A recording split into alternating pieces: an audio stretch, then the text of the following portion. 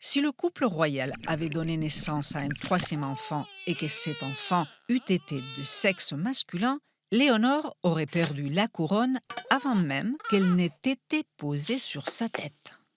Comment ceci est-il possible en Espagne alors que le pays se targue d'être l'un des 4 pays les plus avancés d'Europe en matière d'égalité entre les hommes et les femmes?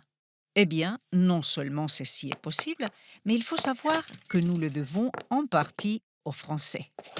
Un peu d'histoire. Notre roi, Felipe VI, appartient à la dynastie française des Bourbons, dynastie prestigieuse puisqu'elle a donné à la France nombre de ses illustres souverains. Henri IV, Louis XIII, Louis XIV, Louis XV et le pauvre Louis XVI qui termina sur l'échafaud à la Révolution française, comme chacun sait. Or, dans cette dynastie, c'est la loi salique qui prévaut.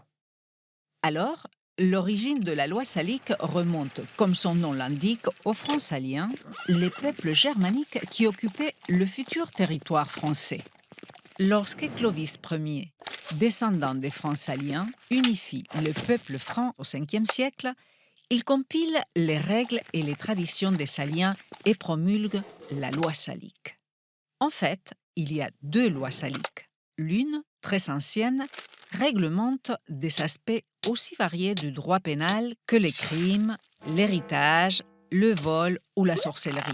L'autre réglemente, elle, la succession des rois. Et cette partie-là de la loi est beaucoup plus récente. Elle date du XVe siècle.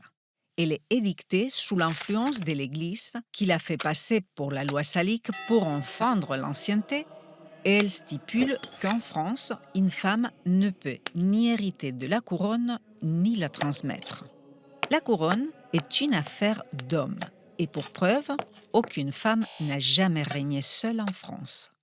En revanche, les Espagnols ont eu d'illustres reines, comme Isabelle la catholique, mais voilà qu'arrive en 1700 sur le trône le petit-fils du roi Soleil Louis XIV, Philippe d'Anjou, un Bourbon, donc qui devient roi d'Espagne sous le nom de Felipe V, Philippe V. Il emporte la loi salique.